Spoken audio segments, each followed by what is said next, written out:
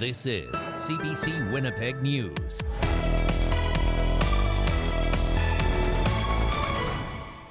Good evening. Thank you for joining us. I'm Riley Lachuk. Brittany is hosting Up to Speed this week on CBC Radio 1. Winnipeg's African community is in shock after a fatal shooting outside of a soccer complex. The shooting happened on Waverley on Saturday evening. The 22-year-old man who died had just finished playing a game there. The CBC's Zabina Ahmed has the story. This soccer pitch by the Gordon Bell High School is where Winnipeg's African communities gather. It's why organizers of the Canada African Cup of Nations wanted to hold a press conference to honor a player who was fatally shot after a match on the weekend. Police have identified him as a 22-year-old Mohammed Yusuf Abdullahi. We didn't know it within a gunshot until one of our staff went and saw him there. And we called 911 right away. Police say the shooting was not random. Too early to say what the motive was, however, not random and generally believed to be a targeted event. Constable Danny McKinnon says there were about 100 witnesses at the Ralph Cantafia soccer complex. The match ended around 11:30 according to organizers. Police say the shooting happened not long after in the parking lot. The individual who did the shooting quickly left in a vehicle, and there was no belief of potential risk to the public at that time. Organization President Gode Katembo says the tournament has been a safe space for young people in the community for the past 6 years. Our mission and our vision is to create hope, to take kids off the streets and to create a sense of belonging where they can be accepted, where they can feel they belong. Abdullahi played for Team Eritrea. A fellow teammate says it's hard for everyone in the team to process. Adil Mohammed says they had finished the game when he heard gunshots. You just walk outside and see his body in the ground, very shocked. Mohammed says Abdullahi was a nice person and says he never saw him fight with anyone. The tournament organizers say the family wants privacy at this time. They're also working with spiritual leaders and counselors to help the players at this time. Zabina Ahmed, CBC News, Winnipeg. After 2 months, a pro-Palestinian encampment at the University of Manitoba has come down. It comes after a protest at the University of Winnipeg was taken down last month, and after multiple universities across the country filed injunctions to have encampments on their campuses removed. As the CBC's Rosanna Hempel reports, the U of M gave protesters until this morning to clear out. This is where a pro-Palestinian encampment had been set up since early May. Protesters cleared out by Monday morning after getting a deadline from the University of Manitoba to be gone by 8 a.m. At a press conference earlier today, protesters criticized the university and said their fight for accountability wasn't over. We, as students, have made the collective decision to decamp, demonstrating our respect and commitment to our cause. The University of Manitoba has only shown malicious intent with their threat to remove us. Protesters laid out demands to the university in May, including making a public statement endorsing Palestinian rights. Since then, administrators and protesters have met several times, but the university said last week organizers had not accepted the commitments it put forward. In an open message to protesters last week, the university told them if their encampment wasn't taken down by Monday, it would pursue legal remedies. In a statement Monday, the university said, "We respect the right to peaceful assembly in ways that do not infringe upon the right to access public space or impede the functioning of the university, including unauthorized occupation of university property." Nearly 70 days since the start of our encampment spokesperson Mayor Ken Hura accused the university of being complicit in genocide against Palestinians. Israel has rejected claims it is committing a genocide.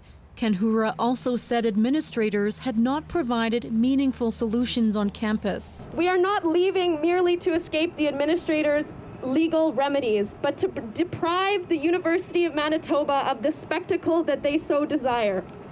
Instead, we chose to dismantle our camp with the same discipline and intent which we built it. Protesters say they won't stop pushing the university to meet their demands.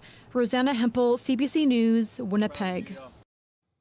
Canada is formally apologizing to Dakota and Lakota First Nations for their past designation as refugees.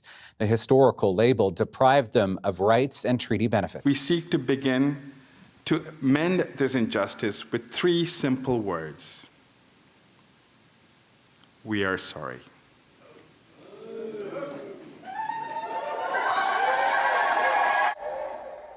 Crown Indigenous Relations Minister Gary Anandasangari delivering an apology today on the Whitecap Dakota Nation near Saskatoon. For centuries, Dakota and Lakota First Nations had no treaties or recognition as Indigenous peoples in Canada.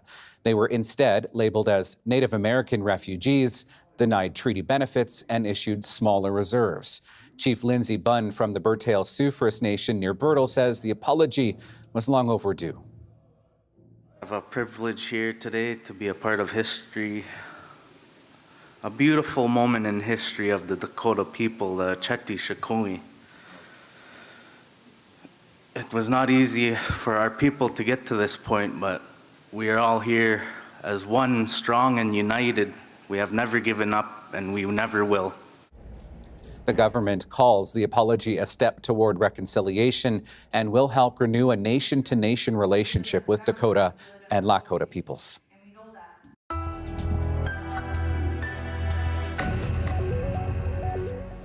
CBC News has obtained video of a man who died in an RCMP cell in 2019 where he had been placed to sober up. The video was played at the inquest into John Edaway Capo's death in June. The judge imposed restrictions on what part of that video CBC can use. Now, we can't show you the RCMP officers carrying him into the cell or video of paramedics working on him, and we were also ordered to destroy the original version of that video. But the video that we can show you in this story may be disturbing to some viewers. The I-Team's Caroline Bargut has more. This is where John Edaway Capo spent the last moments of his life, on a cold cement floor in an RCMP detachment in the Paw.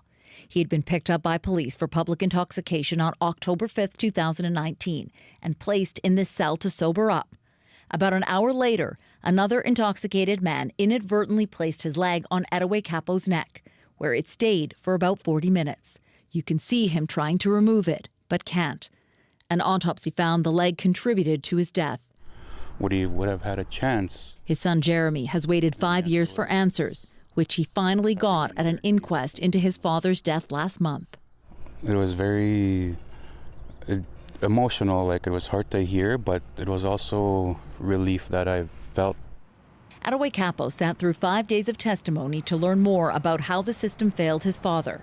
He wants people to see the video to highlight why a jail cell is not the best place to put an intoxicated person to sober up. A civilian guard was on duty at the RCMP detachment and was supposed to be monitoring the cell to make sure the detainees were okay. Part of that job was to physically check on them every 15 minutes, but that didn't happen. In fact, Edaway Capo was in the cell for 5 hours before anyone did a physical check, and by the time they did, he was dead. Manitoba's chief medical examiner believes he may have survived had the leg been removed sooner.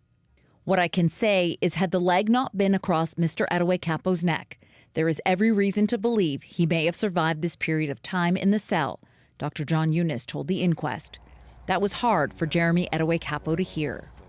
He could have had another day, could have had another month, could have had another year. Like, that's something that I'm very heartbroken about, and like learning about the events, that how he passed, why he passed.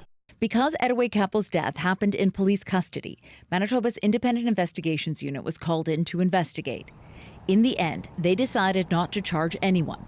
Howard Morton is the former head of Ontario's Special Investigations Unit. It's just inhumane. You know, we have to treat all of us better, and particularly who have a major health issue like alcohol addiction. We have to be more humane in the way we treat them.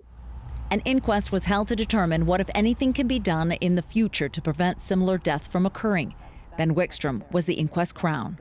I think it's important when people die in situations like this that we remember them by taking a hard look at the circumstances of their death, and it's a way to honor them, and I hope that we did that. The inquest gave Attaway Campbell's family closure and a way to move forward. The judge will make recommendations and submit them to the province. The government will ultimately decide what, if any of them, will be implemented. Caroline Bargood, CBC News, Winnipeg. If you have a tip for our I-Team, you can call our confidential tip line at 204-788-3744 or email iteam@cbc.ca. 2 people are dead after a house fire in northern Manitoba over the weekend. The fire broke out just after 3:30 in the morning on Saturday in Cross Lake Cree Nation. RCMP say neighbors tried to rescue one person who was inside that home before firefighters arrived but weren't successful. Firefighters found the bodies of 2 people after the fire was put out. Their identities have yet to be confirmed and an investigation is underway. Taking a ride on the Prairie Dog Central, of course, is a summer staple for many families in our province, but it might look a bit different and sound a bit different this summer. The iconic steam locomotive is in need of major repairs. Transport Canada rules say steam locomotives like this one have to undergo inspections every 15 years. But the Vintage Locomotive Society says it's no easy feat. They are trying to raise up to $200,000 in order to do those repairs. As long as the momentum that has started and it's underway right now keeps up, if it slows down, then it's going to affect our ability to pay the bills. If we don't have enough money, it'll slow everything down, which will mean we plan on having the engine back in operation next year. So I don't know that we're going to have that kind of a problem. We're going to just keep on plugging. That's all I'll say at this point. An online fundraiser has been set up to help get Canada's oldest operating steam locomotive back on its tracks. In the meantime, you can still ride the rails on a vintage diesel engine instead. Mosquito fogging continues tonight in Winnipeg as long as it's not too windy or rainy. Spraying had to be halted last night. Crews got a late start and had to end early because of the rain. They ended up getting just 3 out of 10 zones fogged last night. Tonight, they're hoping to get the remaining 7 from last night, plus another 10 done tonight in the northeast, west, and St. Vital areas. Fogging begins at about 9:30 this evening. Buffer zones will be respected. For a detailed list on the neighborhoods being sprayed tonight, you can head to cbc.ca/Manitoba.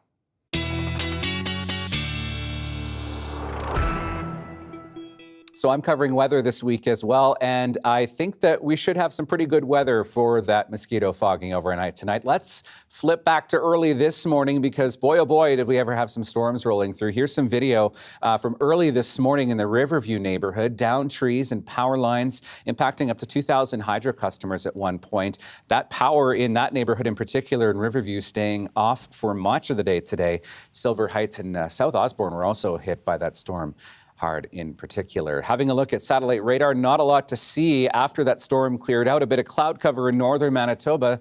That's because we have seen a few showers rolling through parts of the north today, on and off in the Thompson region in particular, and up to the Hudson Bay coast. And if you look closely on the far right side of your screen by Atikokan there, that's the remnants of that storm that rolled through our neck of the woods early this morning here in the Red River Valley.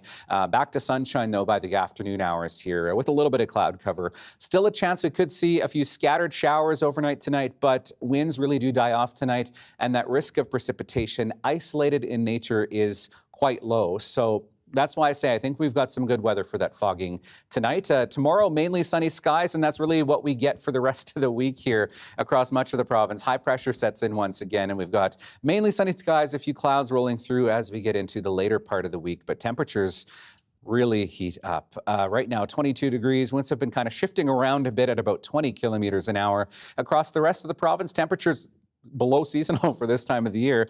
22 in both Brandon and Melita, 12 in Thompson, and look at that single digit, 5 degrees in Churchill. Far cry from where we were at this time last week. 14 overnight in Winnipeg, 15 first thing in the morning, mainly sunny skies. Winds do pick up a bit in the afternoon, sunny skies and 21 degrees. And here's what the next few days looks like. Bit breezy once again for your Wednesday, 24 degrees. Thursday, 27, and approaching 30 once again by the time we get to the weekend, and more heat in your 7-day forecast coming up a little bit later on. Still ahead for us tonight, a major north-south commuter route in Winnipeg could cost more than $700 million to increase capacity. But will it reduce traffic woes? CBC Manitoba columnist Ben Farr investigates that, coming up after the break.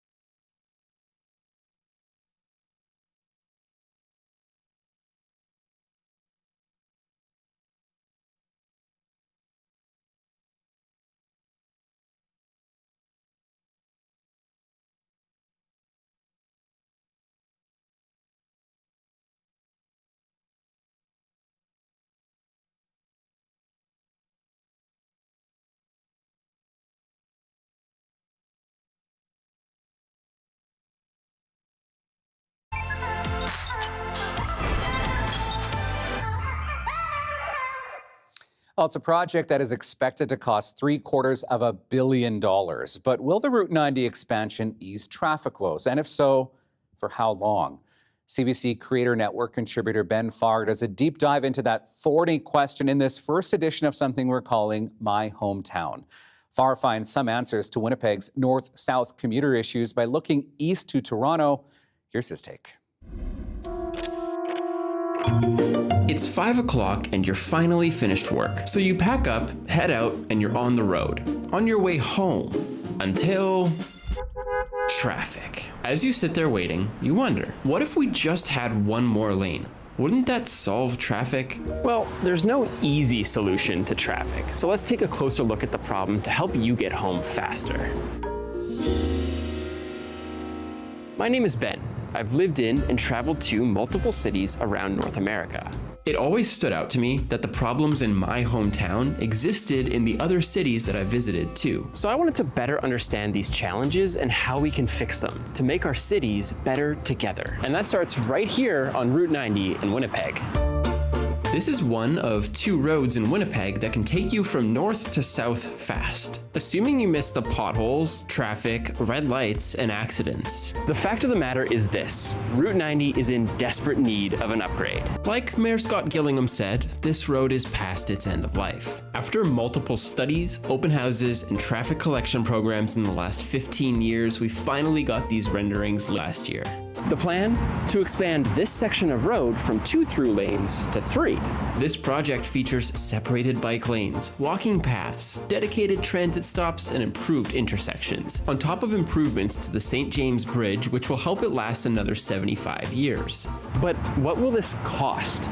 Well, I'm sure it can't be that bad. Wait, $737 million? So will this even solve our traffic problem? Well, to find out, let's take a look at a similar project in Toronto, Highway 401. The Toronto section of the 401 opened back in 1956 to help solve traffic problems. But even with 4 brand new lanes on this road, by 1959, the 401 was overwhelmed with traffic, double the capacity it could handle. So the Ontario government decided to extend the 401 from 4 lanes to 12. Fast forward to today, and the 401 is huge. With up to 18 lanes in some sections, traffic should never be a problem on this road. Yet every year, traffic on the 401 has gotten worse, with up to 450,000 people using this road every single day. Why? Because of a concept called induced demand. Back in 2009, a study was done to find out if adding lanes would reduce traffic. But the researchers found that as capacity was added to a road, usage increased at the exact same rate. This isn't an unbreakable law. If you add 100 lanes to a road, chances are you'll never come near its capacity. But the study showed that by adding more lanes, the commute times would drop, thus attracting new drivers and repeating the cycle of traffic. And that's forgetting factors like community development, population growth, and more. Now, how does this relate back to Winnipeg and Route 90? 40,000 people use this section of Route 90 every single day. Back in 2017, it would take 8 minutes to drive through this section in rush hour traffic. This expansion will cut down that commute time, but only for a while. Sooner or later, the city expects traffic to increase, which means that commute times will too. So should we cancel this expansion before it even starts then? I'm not so sure. This road is old, beaten up, and congested. Induced demand might mean that we see an increase in traffic over time, but that shouldn't stop us from making any progress at all. 66% of Canadians commute to work by car every single day. High traffic levels waste fuel, damage the environment, cause accidents, and, most importantly, they're bad for us. Studies have shown that longer commutes elevate blood pressure and increase our stress and aggression levels. Expanding and renewing Route 90 now will improve the commutes and the lives of 40,000 people in Winnipeg. Sure, there are many downsides that we can focus on with any changes. But as we see this project come together, it's a good reminder that even temporary fixes are a small step forward in improving our city.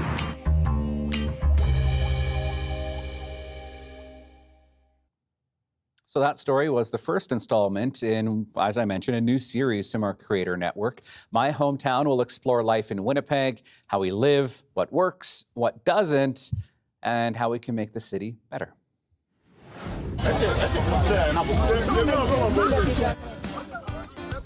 Look at that, African-style spicy chicken thighs on the menu this weekend at Kildonan Park. About 40 Winnipeggers from the Ivory Coast gathered this weekend for a barbecue, some cold drinks, and a lot of laughs. It was great weather for that. We've got more barbecue weather on the way. That's to come when we return.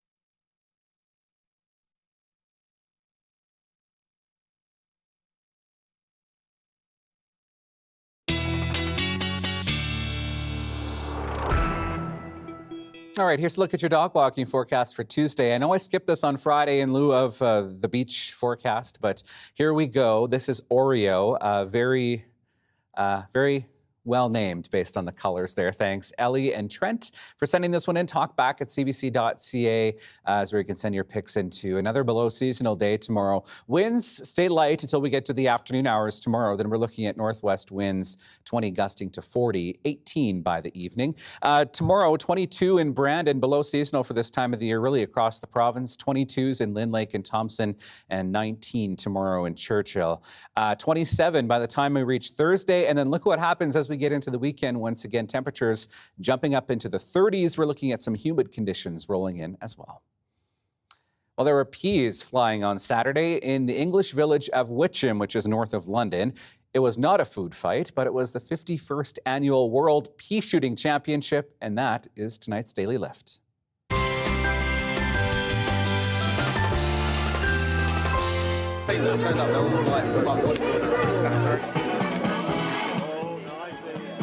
So competitors come armed, as you can see here, with uniquely designed contraptions to fire dried peas at a putty-covered target.